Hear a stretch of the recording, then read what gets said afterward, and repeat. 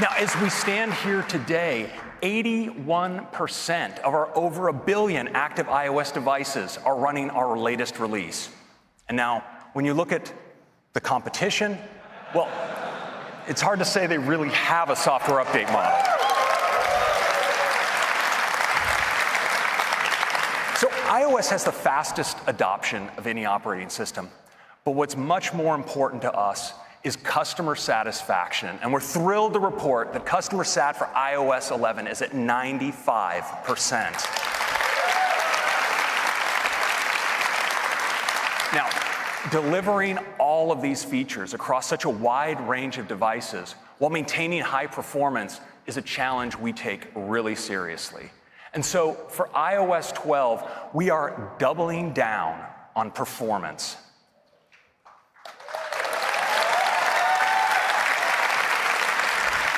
We're working top to bottom, making improvements to make your device faster and more responsive. And because we want these changes to be available to the full range of our customers, iOS 12 will be available on all the same devices as iOS 11. This is the largest base ever supported by an Apple release. And we're focusing our efforts especially on the oldest devices. And while it's still early days, we're really pleased with some of the results we're seeing. And so I'd like to share some with you. And I'm going to use an example of a popular phone from a few years ago. This is the iPhone 6 Plus. Now on that device, iOS 12 delivers a number of improvements across common operations. You'll see that apps launch up to 40% faster. The keyboard can come up to 50% faster, and you can slide to take a photo at up to 70% faster.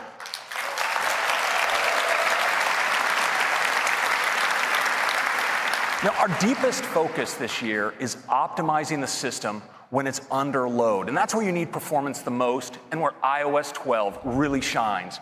Now, we've put iOS 12 through our stress test, and we saw in those conditions Share Sheet coming up twice as fast and apps launching twice as fast.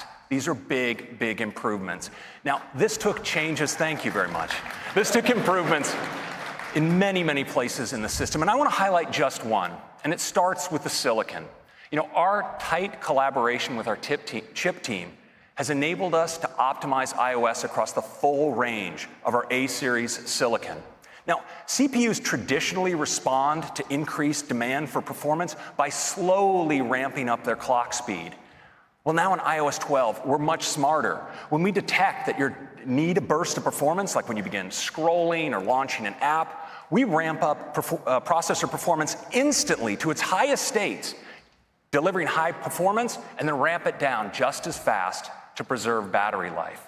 Now, these are just some of the improvements that are coming to not just our older devices, but the full range of devices. And that's a quick update on performance.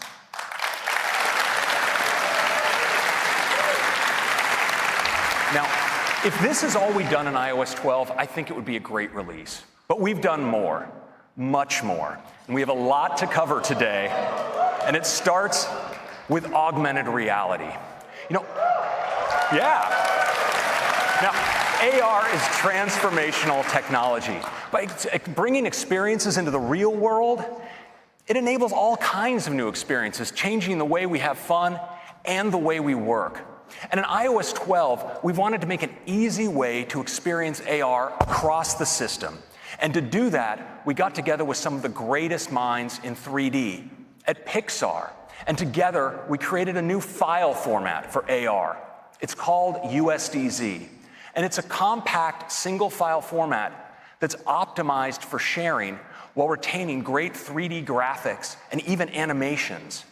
Now, you can use USDZ across the system, from the Files app to Safari